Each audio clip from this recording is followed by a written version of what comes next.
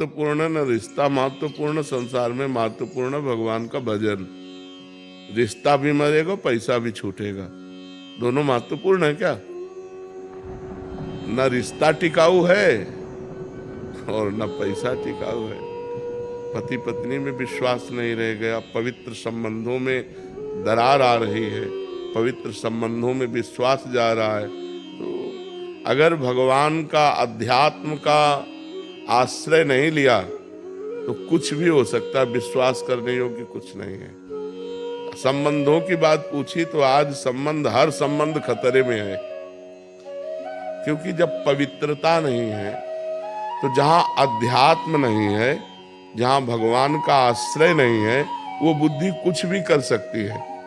ना पैसा महत्वपूर्ण है, न संबंध महत्वपूर्ण है, महत्वपूर्ण है अध्यात्म, भगवान। जब तक भगवान का भजन नहीं करोगे तब तक खूब पैसा होने पर भी शांत नहीं रहोगे, आनंदित नहीं रहोगे, क्योंकि पापाचरण होगा और पापाचरण का फल दुख होगा, उसे भोगना ही पड़ेगा। अवश्य में भोक्तव्यम कृतम कर्म शुभाशुभम। इसलिए भगवान को महत्व दो। संसार के संबंधों में जो प्रियता है वो भगवान से है। जैसे बेटा बहुत प्रिय है, लेकिन उसके अंदर से भगवान चले जाएं तो कई दिन बेटे के शरीर को रखोगे? उसके शरीर को जला दोगे ना। तो संबंध में प्रियता किससे थी? भगवान से ही। तो संबंध में प्रियता भगवान से ही है। रुपए का जो सुख है, रुपए में कोई महत्व बुद्धि नहीं है। रुपए से विषय भोग मिलते हैं, ये महत्व बुद्धि है। अगर आपको रुपए के सुख की बात कहे तो आपको एक कमरे में बैठा दिया जाए और 500 के नोटों से यहां तक किया जाए, न पानी न भोजन, आप क्या कहोगे? चिल्ला पड़ोगे कि रुपया हटाओ, हमको सब रुपया ले जाओ, हमको पानी पिला दो, हमको भोजन दे दो। रुपया किस बात में सुख देता है? उससे विषय सामग्री मिलती है।